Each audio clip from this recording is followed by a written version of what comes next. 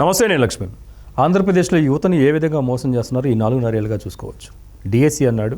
ఆ డిఎస్సి కూడా ఎలక్షన్ నెల ముందు నోటిఫికేషన్ ఇచ్చి డిఎస్సిని భర్తీ చేయాలి 6,000 పోస్టులు అని చెప్పి తీసుకొస్తున్న పరిస్థితి.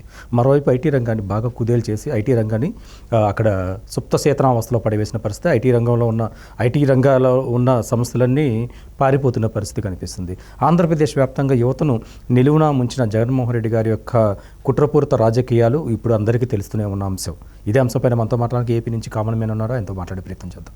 ఓకే అండి, ఇప్పుడు ఎందుకు ఆంధ్రప్రదేశ్లో యువతని ఈ విధంగా నిలువునా మోసం చేయాల్సిన అవసరం ఏంటి? యువత ఓట్లతో గెలిచి ఒక ఛాన్స్ ఇచ్చిన నేరానికి యువతని ఈ విధంగా రోడ్లు పాలు చేయడం పాపం అనిపించట్లేదండి?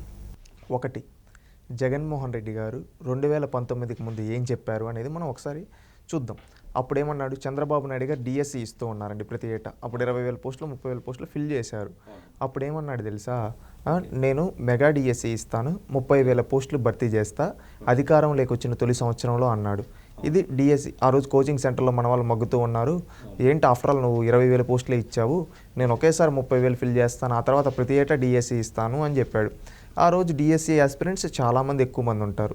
ఆ రోజు అందరూ ఏమనుకున్నారు? జగన్మోహన్ రెడ్డి వస్తాడంటారా, మనకు ఫస్ట్ ఇయర్లోనే 30,000 ఇస్తా అంటున్నాడు, మళ్ళీ ఆ తర్వాత కూడా డిఎస్సి అంటున్నాడు.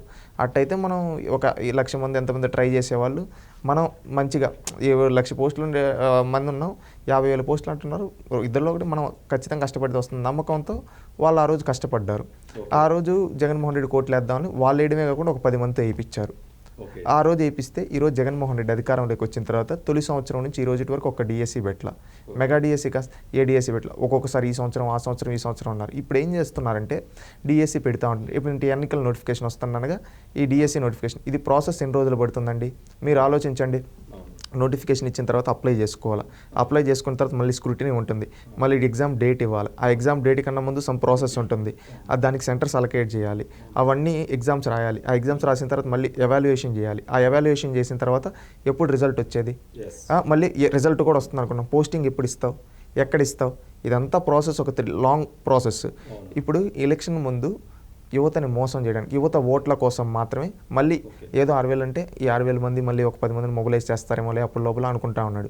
ఈసారి అందుకే తెలుగుదేశం పార్టీ నారా లోకేష్ గారు కూడా చెప్పారు, జగన్ ఈ మోసకారి మాటలు మీరు నమ్మద్దండి, మేము అధికారంలోకి వచ్చిన వెంటనే మేము అన్ని పోస్టులను భర్తీ చేస్తాం, ఇప్పుడున్న ప్రతి ఒక్కటి ఇంకా ఏమన్నా ఉంటే కూడా అవుట్ని కూడా భర్తీ చేస్తామని చెప్పి క్లారిటీగా చెప్పడం జరిగింది.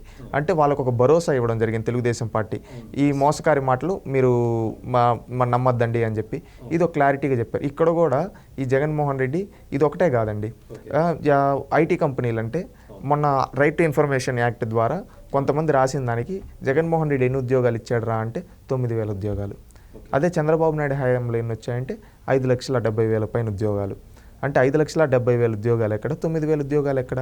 అంటే ఇక్కడ క్లారిటీ కనబడుతుంది. వీళ్ళు సోషల్ మీడియాలో, వీళ్ళ న్యూస్ ఛానల్లో, వీళ్ళ పెయిడ్ ఛానల్లో, పెయిడ్ మీడియాతో ఏమైనా పబ్లిసిటీ, కానీ రైట్ టు ఇన్ఫర్మేషన్ యాక్ట్ అనేది భారతదేశం సమాచార హక్కు చట్టం ద్వారా ఎవరైనా ఒక సామాన్యుడు కూడా దేశ ప్రధాన రాష్ట్రపతిని కూడా ప్రశ్నించే హక్కు సమాచార హక్కు చట్టం ద్వారా ఉంది.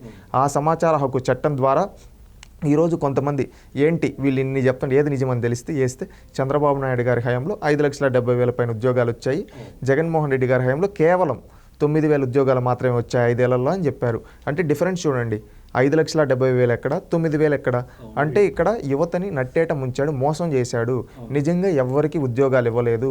ఈయన ఒక పెయిడ్ సోషల్ మీడియాను పెట్టుకొని ఎలివేషన్లు తప్పితే నిజంగా మాట్లాడుకుంటే ఇచ్చింది 9,000 ఉద్యోగాలే. ప్రతి సంవత్సరం కొన్ని లక్షల మంది పాస్డ్ అవుట్ అవుతున్నారు. వాళ్ళందరికీ కనీసం ఈరోజు ఉపాధి ఉద్యోగ అవకాశాలు కల్పించలేక ఫెయిల్ అయ్యాడు యువతకి. ఎందుకంటే ఉపాధి ఉద్యోగ అవకాశాలు కల్పించాలంటే ఫస్ట్ పరిశ్రమలు తీసుకొని రావాలి. ఆ పరిశ్రమలు తీసుకొని రావాలంటే ముందు అక్కడ వాళ్ళకి ల్యాండ్ అకౌంట్ రాయితీలు ఇవ్వడం ఇలాంటివి చేయాలి. ఇవేవి జగన్మోహన్ రెడ్డి చేయకుండా వాళ్ళ నుంచి కమిషన్లు అడుగుతూ ఉంటే ఎవడు మాత్రం చూస్తాడు? అందుకని చెప్పి వాళ్ళు ఎవరు కంపెనీలు పెట్టలేదు. ఈరోజు మన రాష్ట్ర యువత ఉద్యోగాలు లేక పక్క రాష్ట్రాలకు వలస వెళ్ళి అక్కడ కోచింగ్ సెంటర్లో మగ్గుతూ ఉన్నారు. కొంతమంది ఉద్యోగాలు లేక నిరుద్యోగులుగా మారిపోయి ఉన్నారు. కొంతమందికి ఈ జగన్మోహన్ రెడ్డి గంజాయి కడిట్ చేసి వాళ్ళని సంఘ విద్రోహ శక్తులుగా తయారు చేస్తున్నాడు ఈ జగన్మోహన్ రెడ్డి తన పరిపాలనలో యువతని. అవునండి, ఇప్పుడు మనం చూసుకోవచ్చు. ఇప్పుడు డిఎస్సి కూడా 6,000 చిల్లర పోస్టులు భర్తీ చేస్తారంటున్నారు, కానీ ఇందులో కూడా ఒక మెలక పెట్టాడు. అప్రెంటిస్ విధానాన్ని తీసుకురాబోతున్నాడు. ఉమ్మడి ఆంధ్రగా ఉన్నప్పుడు 12 సంవత్సరాల క్రితమే రద్దయిన ఒక వ్యవస్థ అప్రెంటిస్ విధానం విద్యాశాఖలో అనేది. జీతాలు కూడా చాలా తక్కువ అండి. మరి ఆ 2 సంవత్సరాలు ఆ తక్కువ జీతంతోనే పనిచేయాలి.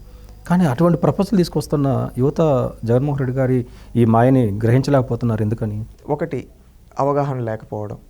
ఈరోజు అవగాహనతో చేయగలిగితే తప్పకుండా జగన్మోహన్ రెడ్డికి బాయ్ బాయ్ చెప్తారు. మీరు చెప్పిన ఈ విధానం గురించి నేను ఎక్స్ప్లెయిన్ చేస్తానండి. జగన్మోహన్ రెడ్డి తాను దోచుకోవడం, తాను తినడం గురించి ఆలోచిస్తాడు. పక్కనోడు ఏంటంటే రూపాయికి పని చేయాలి, ఈయనేం 100 రూపాయలు సంపాదించుకోవాలనే మోడ్లో ఉంటుంది.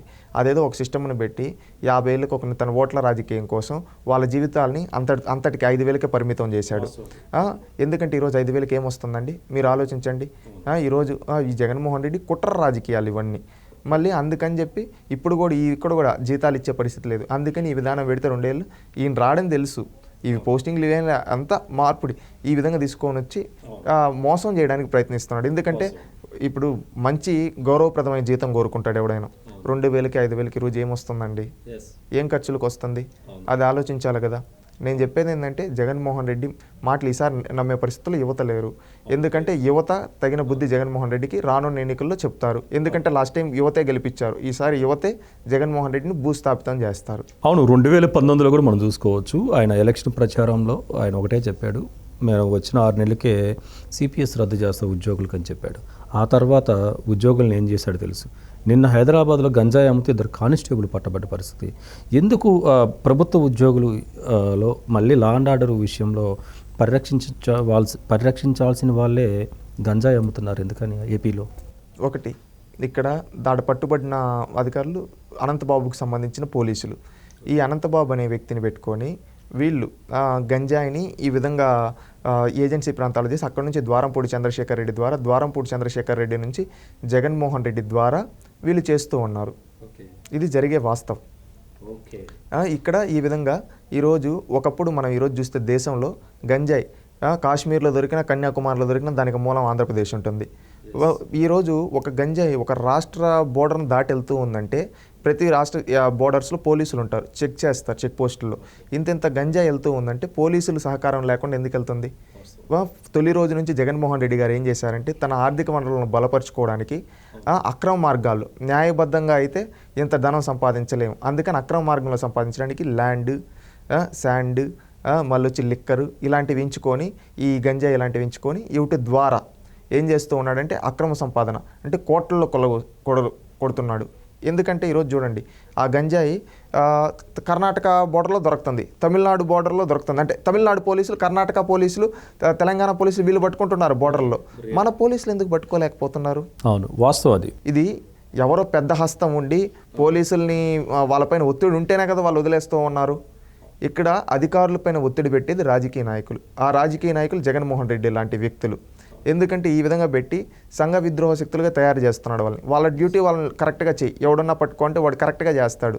వీడు ఈ విధంగా నువ్వు ఈ విధంగా అంటే రే నీకు 2 సార్లు చేసా, 3 సార్లు చేసా, ఈసారి ఏంటి నువ్వు నాకు దీంట్లో ఫేవర్ చేయి అంటాడు. ఎవడైనా ఒకటికి మనం ఒక 2-3 సార్లు ఫేవర్ చేస్తే వాడు ఇంకొకసారి నాకు ఫేవర్ చేయమంటాడు. ఆ విధంగా సమాజాన్ని పొల్యూట్ చేస్తున్నాడు. ఇది జరిగింది. ఓకే, మొత్తంగా ఫైనల్గా చెప్పండి, ఏం జరుగుతుంది ఆంధ్రప్రదేశ్లో యువత పరిస్థితి చూసుకుంటే? 2,35,000 ఉద్యోగాలు అన్నాడు, ఆ ఉద్యోగాల మాట పక్కన పెట్టాడు. ఇప్పుడు డిఎస్సి పేరుతో మరో మోసానికి పాల్పడుతున్నారు. చివరగా మీరు యువతకి ఏ మెసేజ్ ఇవ్వదలుచు? నేను చెప్పేది ఒకటే అండి, మన ఇంట్లో వాళ్ళు, మన తల్లిదండ్రులు మనల్ని ఎంతో కష్టపడి చదివిపించారు. మనం ఎంతో బాగా వాళ్ళు పడ్డ కష్టం మనం పడకూడదని చెప్పి తల్లిదండ్రులు అనుకున్నారు. అక్కడ ఏమైంది, వాళ్ళంత కష్టపడి మనల్ని చదివిపిస్తే ఈరోజు మనం ఒకటి కాళ్ళ కింద 5,000కి పని చేయాలా? 5,000కి ఏమొస్తూ ఉంది ఈరోజు పెంచిన రేట్లతో? ఈరోజు 5,000కి కనీసం ఒక నెలకి సంబంధించి మనమే ఇంకా ఒక 10,000 అప్పులు చేయాల్సి వచ్చే పరిస్థితికి వచ్చింది. ఈ విధంగా మన ఒక పాలకుడు అనేవాడు 5,000కి పరిమితం చేసి, లేదంటే మనల్ని నిరుద్యోగులుగా మన పక్క రాష్ట్రాలకు వలస విధంగా చేయడమా మనం కోరుకునేది? మనం ఎన్నుకున్న పాలకుడు మనకు ఉపాధి ఉద్యోగ అవకాశాలు కల్పించాలి, మన జీవన విధానాన్ని పెంచాలి, మనం మంచిగా సంపాదించుకుని మనమే ప్రభుత్వానికి ట్యాక్స్ కట్టే విధంగా ఉండాలి. ఆ విధంగా చేయాలంటే ఒక మంచి పాలకుడు రావాలి. నేను చెప్పేది ఏంటంటే గతంలో చేసిన తప్పిదం ఈసారి చేయకుండా ఒక మంచి పాలకుడిని ఎన్నుకుంటే ఈరోజు హైదరాబాద్ ఏ విధంగా చెందిందో అదేవిధంగా మన ఆంధ్రప్రదేశ్ కూడా అభివృద్ధి చెందుతుంది. మన వాళ్ళం మన రాష్ట్రంలో చేసుకుంటాం, మన కుటుంబాలన్నీ బాగుపడతాయి, మన జీవన విధానాలు పెంపొందుతాయి, మనం అభివృద్ధి చెందుతామని నేను భావిస్తూ ఉన్నాను. ఇది మొత్తానికైతే ఆంధ్రప్రదేశ్లో యువత మేల్కొనాల్సిన అవసరం ఉంది. జగన్మోహన్ రెడ్డి గారు చేసిన మాయలను గ్రహించాల్సిన అవసరం అంతకన్నా ఉంది. ఇప్పటికైనా గ్రహించి మంచి పాలకులను ఎన్నుకోవాల్సిన అవసరం మీపైన ఉంది. మరొక అంశంతో మళ్ళీ కలుద్దాం.